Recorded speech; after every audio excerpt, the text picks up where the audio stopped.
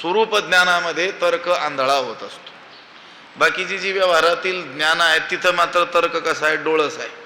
उलट ते ज्ञान करून देण्यामध्ये तो काय आहे, सहाय्यक आहे. ही बाह्य जी ज्ञानं असतात ती करून देण्यामध्ये.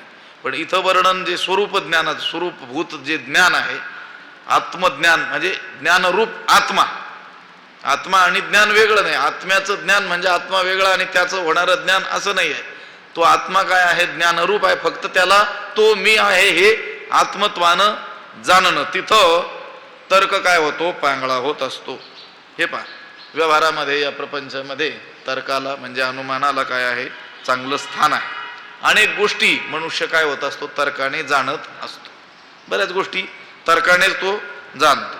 हे पहा, आभाळ आलं की पाऊस पडणार, हे काय पाहिजे, प्रत्यक्ष आहे का नाही, तर्क आहे. तर्कानं तो काय करतो, भविष्यकालीन असं अनुमान करत असतो.